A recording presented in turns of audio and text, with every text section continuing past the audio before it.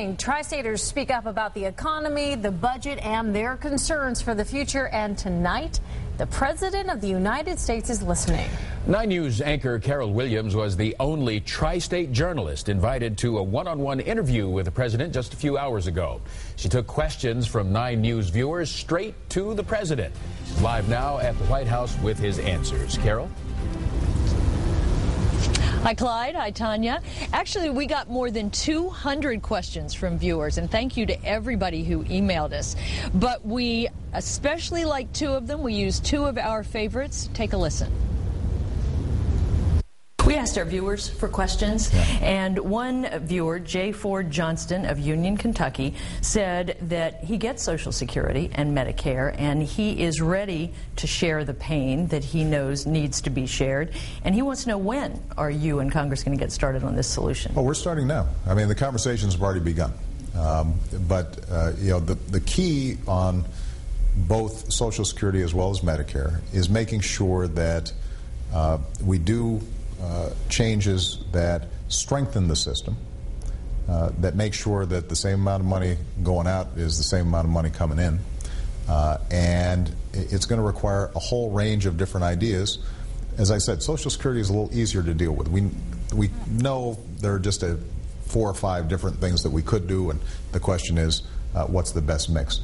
Medicare is a little tougher because it involves the healthcare system as a whole, and that's why health reform was so important. Just changing how hospitals incentivize their doctors, how to cut down infection rates, how many tests are taken, are we using health IT? All these complicated aspects of the healthcare system, we've got to make the system as a whole more efficient. We've begun doing that, but we've got some more areas where potentially Democrats and Republicans can cooperate. For example, trying to deal with medical malpractice liability, something that does appear to add some cost to the healthcare system. That's something the Republicans have been talking about for a long time. I'm now interested in working with them to see if we can make improvements on that front. Another question from a viewer named Tony Ross. He started a small trucking company in 2009, and he has 7 employees. But he says his health care rates just went up 40%. Right. And he says, how is he supposed to sustain growth and create jobs with costs like that? And he also says that you said health care reform would lower costs. So what happened? Well, it actually will. First of all, he may not be aware that he is right now going to be eligible for tax credits for the premiums that he's paying on his employees. As a consequence of health care reform, he can get up to 35% of the cost of those premiums deducted from his taxes. And those credits are available right away. Longer term, by 2014, over the next couple of years, he's going to be able, as a small business, to buy into a big pool that includes, by the way, members of Congress, so you know it's a pretty good deal.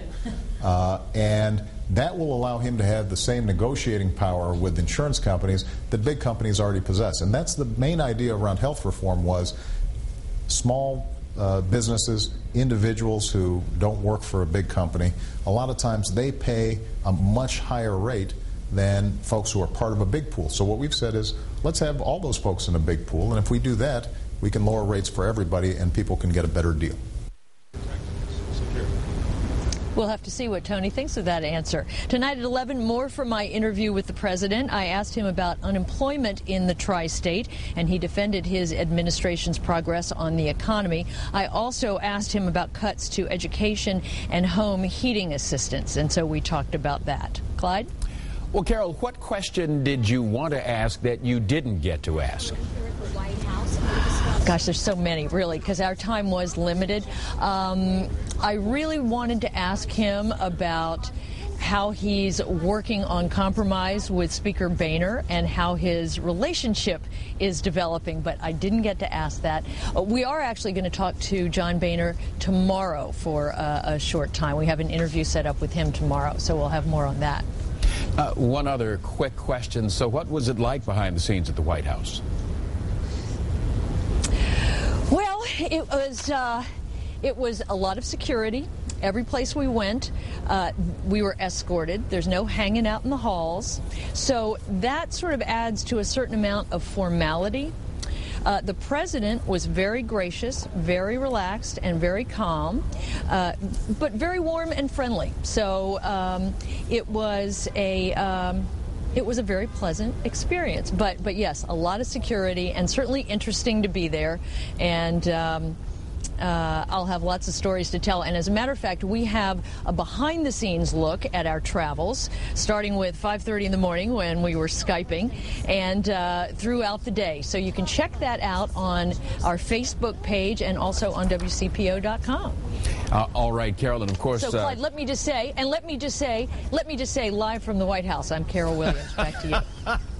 You know, that's one of those things that really makes a career. Okay, Carol, and also tonight at 11, she's going to talk about education cuts, unemployment, as she said earlier. So we'll have that on 9 News at 11. Carol, thanks a bunch. Nearly 200 viewers submitted questions for the president, who, as you just heard, answered 2 of them. Tonight at 11, what those viewers are saying about the president's response to their questions. There's also much more of Carol's interview, including a blog, as she mentioned, about the trip to Washington on WCPO.com.